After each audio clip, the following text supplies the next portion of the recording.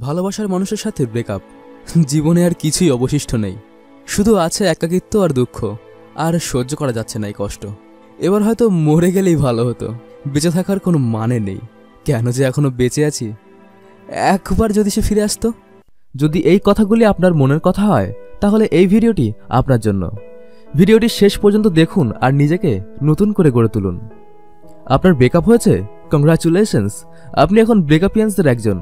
কারণ ব্রেকআপ একটি সাধারণ ঘটনা, আর এটি শুধুমাত্র আপনার সাথে হয়নি, অনেকের সাথেই হয়েছে, হচ্ছে আর হবে। তাই বলে তারা কিন্তু হারিয়ে যায়নি। আপনি কেন হারিয়ে যাবেন? তাই ব্রেকআপের জন্য নিজের জীবনকে নষ্ট না করে সেটাকে নতুন করে গড়ে তুলুন।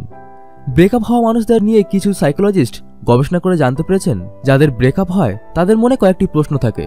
যেমন প্রথমত, এটা কেন হলো? দ্বিতীয়ত, এটা থেকে সবটা আমার দোষ ছিল? তৃতীয়ত, আমি কি তাকে আর কখনোই ফিরে পাবো না? সুতরাং এই প্রশ্নগুলো থেকে আমরা বুঝতে পারি, আমরা প্রতিনিয়ত হারিয়ে যাওয়া অতীতকে আঁকড়ে ধরতে চাই। তাই নিজেকে এগিয়ে নিয়ে যেতে গেলে এই অতীতের জাল থেকে নিজেকে বের করে নিয়ে আসতে হবে। আর এর জন্য যে কাজ আপনাকে করতে হবে তা হলো আপনার এক্সের সাথে সমস্ত যোগাযোগ ছিন্ন করতে হবে। কারণ আপনার যা কান্নাকাটি করার তা করা হয়ে গেছে। এখন নিজেকে এগিয়ে নিয়ে যাওয়ার সময়।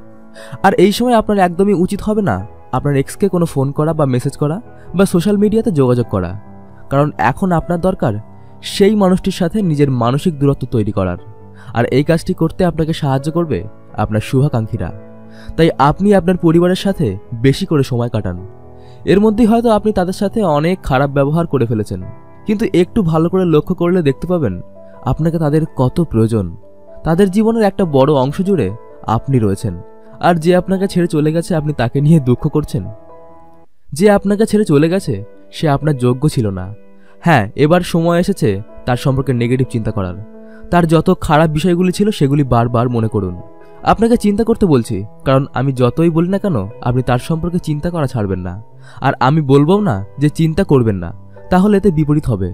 চিন্তা না করতে গিয়ে আপনি আরো বেশি বেশি করে চিন্তা করবেন। তাই চিন্তা করুন, কিন্তু খারাপ চিন্তা করুন। নিজের মনকে বুঝিয়ে দিন যে সেই মানুষটি আপনার যোগ্য নয়। এবার নিজের সম্পর্কে পজিটিভ চিন্তা করুন। আপনিই পারবেন সামনে এগিয়ে যেতে। হ্যাঁ, আপনিই পারবেন। ভেবে দেখুন আপনার সামনের নতুন রাস্তা, আর যেটা শুধু আপনার উপরই নির্ভরশীল। আপনি কি দেখতে পাচ্ছেন আপনার সেই জগৎ যেখানে আপনি খুব আনন্দে আছেন? একটু চেষ্টা করুন, আপনি পারবেন। আপনি পারবেন সেই জগতে যেতে। আমি জানি আপনি পারবেন। আচ্ছা, দাঁড়ান। আপনি কি একটা বিষয় ভুলে যাচ্ছেন? হ্যাঁ, ভুলে যাচ্ছেন। আর সেটা হলো আপনার প্যাশন, যেটা আপনার সমস্ত মন জুড়ে ছিল। আর যদি প্যাশন না থাকে তবে আপনি তৈরি করুন আপনার প্যাশন। আপনি কিছু লেখালেখি দিয়ে শুরু করতে পারেন বা ছবি আঁকতে পারেন। এবার সময় এসেছে সেটাকে আষ্টে পৃষ্ঠে আঁকড়ে ধরার। যদি আমরা সায়েন্টিফিক্যালি দেখি তবে দেখতে পাবো যে বিজ্ঞানে বলা হয়েছে শক্তি বা এনার্জি কখনো ধ্বংস হয় না, তা এক রূপ থেকে অন্য রূপে রূপান্তরিত হয় মাত্র। তাই এবার একটু অনুভব করুন আপনার মনের ভিতর লুকিয়ে থাকা বেদনার শক্তিকে, আর সেই শক্তিকে আপনার প্যাশনের সাথে জুড়ে দিন।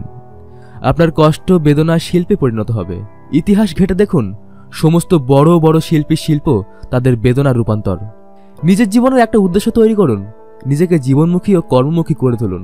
সমাজে নিজের একটা পরিচয় তৈরি করুন। আজ হয়তো আপনি আপনার এক্সের কাছে একটা অপশন ছাড়া আর কিছুই না, কিন্তু হয়তো একদিন আপনি অনেকের কাছেই এসেনশিয়াল হয়ে দাঁড়াবেন।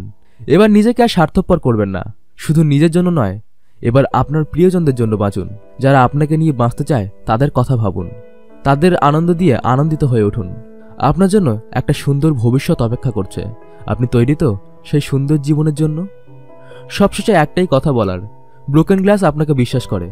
ব্রোকেন গ্লাস জানে আপনি পারবেন নিজের জীবনকে সুন্দর করে গড়ে তুলতে। আপনার ব্রেকআপ হয়েছে মানে আপনার জীবনের সব শেষ নয়, বরং আপনার জন্য আপনার যোগ্য মানুষটি অপেক্ষা করছে।